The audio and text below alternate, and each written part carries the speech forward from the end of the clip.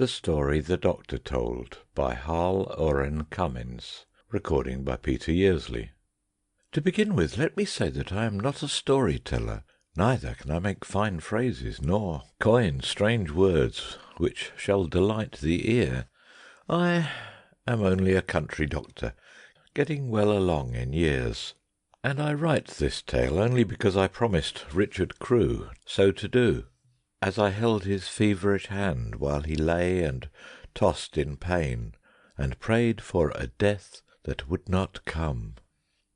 So, without further excuse or apology, let me begin.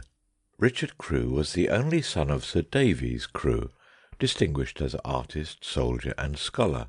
His mother, Anne Sargent, was the fairest Englishwoman it has ever been my privilege to know. Of money there was a plenty on both sides, so when the young lad Richard reached his 18th year, and under his father's careful teaching showed a decided taste for painting, he was sent forthwith to Paris and placed under the best master that gold could procure. As family physician of the Crews, I was somewhat of a privileged character at Redfern, as the old estate was called, and many an evening have I spent with old Sir Davies, playing chess or listening to his tales of a life full of strange experiences. It was I who helped young Richard to first blink his large blue eyes on this world, and who attended him through his trials of teething, measles, and all the other evils to which childhood is heir. It was my hand also which reverently closed the eyes of Lady Anne after a short illness, the very year that Richard went to Paris. Sir Davies never recovered from the shock of his wife's death, and what with brooding over her loss, shutting himself up in his room, and neglecting the exercise that a man of his physique always requires, I was deeply grieved, but not surprised when Bingham, the head butler, came down to the house one evening to inform me that Sir Davies had died in an apoplectic fit during dinner. It is a bad thing for most boys who are about to come of age to fall heir to a lot of money, but when that boy is a student in the Latin Quarter of Paris, is fair to look upon, popular with his set, and generous to a fault, the result can be imagined. For the next 3 years I saw very little of Richard. He came to Redfern only occasionally in the summer, and then he was always accompanied by a gay crowd of his Paris associates, artists like himself, scribblers for some Paris sheet, and the hangers-on invariably to be found in the train of the rich young man. These visits to his old home became rarer and rarer, for which the country people around were very glad, for they had developed into little better than riotous orgies, when nights, for weeks at a time, were spent in carousals, and the days in resting up only for another night. Exercising what I considered my right as an old friend of the family, I called one morning at Redfern to remonstrate with the boy, but I came away sorry that I had made the attempt. It was hard to imagine that the dissipated young wreck, with trembling hands and swollen bloodshot eyes, was the same lad whom I saw on the morning of his journey to Paris, as he whirled by on the coach and waved his cap to me in farewell. It was the same sad old story: wine, women, and song, and then more wine and more women, and for 7 long years the son of my dear old friend lived the life that is worse than death, and then came back to Redfern with the seal of sin upon his brow. Only once did I see him that summer after my morning call. Then I was called up at 2 in the morning by a young man in Austrian uniform, who, half drunk himself, begged me in a maudlin way to come up to the house, for young Crewe was down with the jumps, as he called it. I went with him, of course, and found Richard in the old banquet room, with a motley crowd of men and women bending over him as he lay stretched out on the couch. I have seen many men in my life who have drunk too much, and are tasting that bitter after-draught by which an abused system avenges itself, and I looked to find a far different sight from that which met my eyes as they made room for me about the couch. In the white, drawn face before me there was nothing but fear, not ordinary healthy fear such as every man at times experiences, but a kind of speechless horror, and his eyes, as they turned toward me, had in them the fathomless misery of a lost soul. His lips moved, and I heard him pleading faintly with somebody or something to go away and leave him for a little while, but as entreaties did no good, he tried to bribe the thing, and offered £1,000, £10,000 to be left in peace. Then, as nothing seemed to avail, his voice rose to a frenzied scream, and he cursed the thing that haunted him, the God that made him, yes, and the mother who bore him. At last, worn out and exhausted, he sank back to the floor, and I succeeded in getting him into a fitful sleep, while that crowd of tawdry, painted women and drunken men crept past him out of the room, with all the laughter gone from their faces. The next day I was surprised by a visit from the young man, who, as might be expected of one in his position, was thoroughly frightened. I explained to him, as a man of medicine, just what his condition the night before meant, and he promised solemnly and of his own accord not to touch anything more for a year. Then he told me what he had seen the night before, for, strange to say, he remembered perfectly all he had been through. As he lay there, he said, he could see across the room, slowly forming itself out of nothing, and yet having a frightful form, some hideous thing which, neither man nor beast, and yet resembling both, approached slowly, grinning at him. He could not describe it more definitely, for he had not learned to know it as he afterwards did. All that I could find out was that it was a great flabby creature that waddled as it walked, and though it had a face, it was not like anything he had ever seen. As regards this pledge to me, I think he kept it, for I heard indirectly from him several times during the year, and the report was always good. He was back again in Paris, but had given up all his old companions, and was working faithfully. That year one of his pictures received a prize in the Salon, and he was prophesied a great future. I was away during the next year and a half, looking up interests of mine in America, and heard little that was going on among my own people.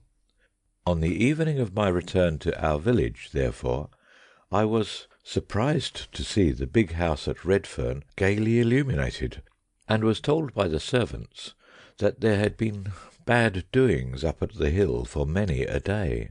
The temptations of the old life had been too strong. He had gathered his all too willing crowd of former associates around him, and was celebrating with all the pent-up passion of a roué who has walked in the narrow path for nearly a year. He was sick with his old trouble twice that month, and both times, for old friendship's sake, I did what I could for him, but I saw there must come an end before many months. But such an end! I was surprised one day to hear the servants talking in the next room, for they said that all the crowd at Redfern had left for the city that morning, with the exception of Master Richard, who was shut up in his room, working all day like mad on some picture, and drinking furiously at night.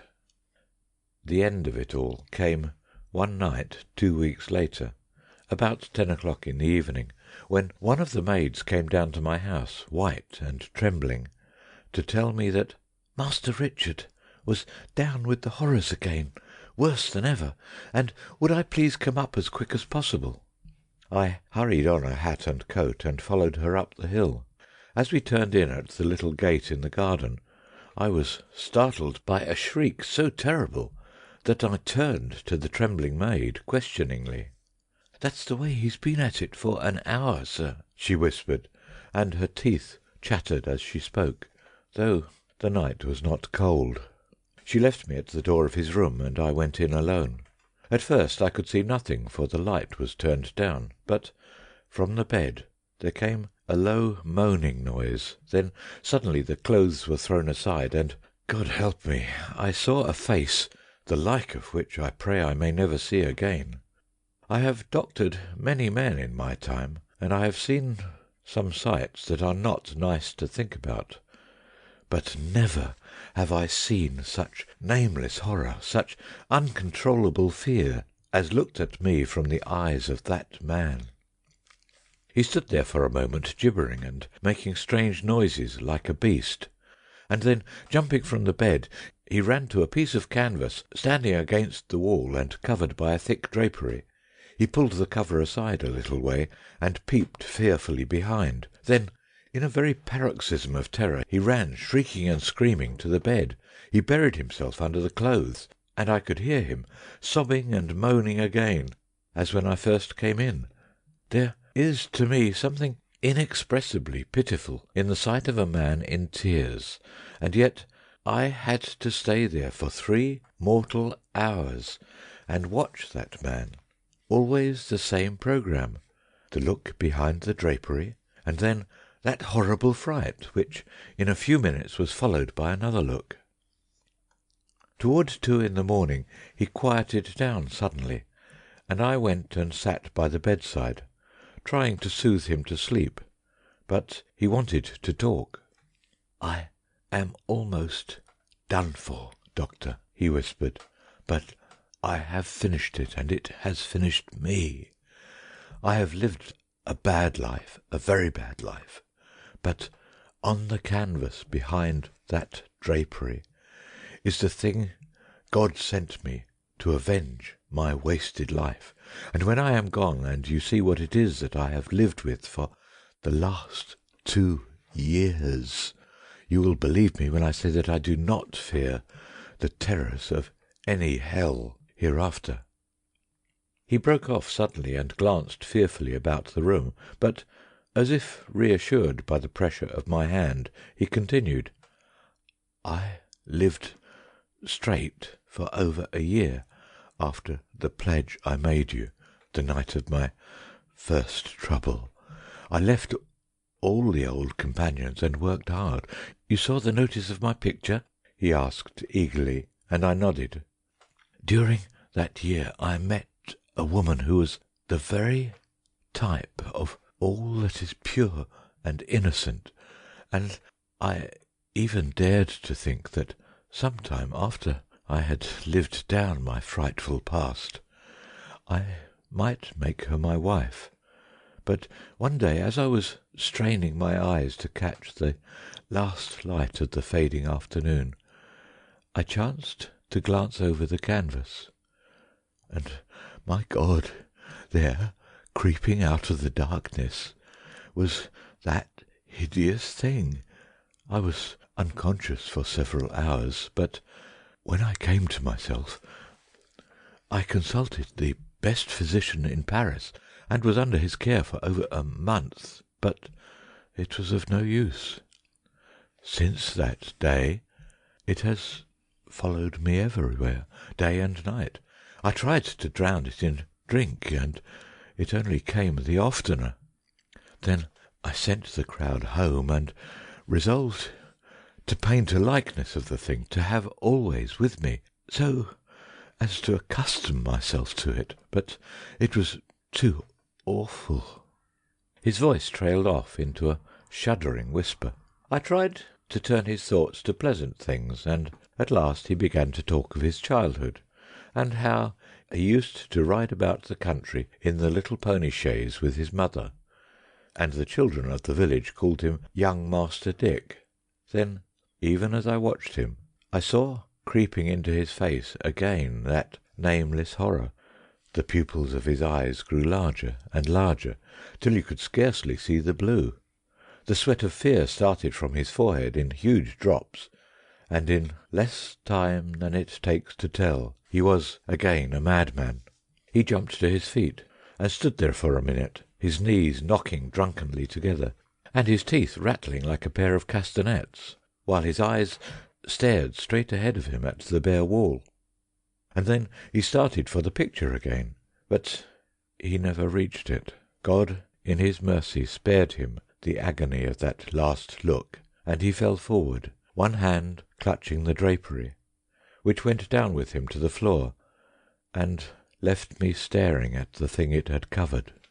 I looked, and something dragged me nearer, for painted on the canvas I saw an evil, formless thing which made my blood run cold. It might have been a man, for it stood upon 2 feet, and had arms and a head, and yet, thank God, it was no man.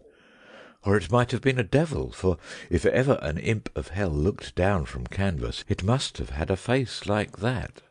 Yet there were no definite outlines to it. When you tried to place a certain contour, it faded off into the sombre background, and all that remained was the head, a great flabby thing without any nose, which looked down at you and grinned horribly. If that was the demon which had haunted Richard Crewe's fevered and disordered brain for 2 long years, I thanked my God that I was not a drinking man.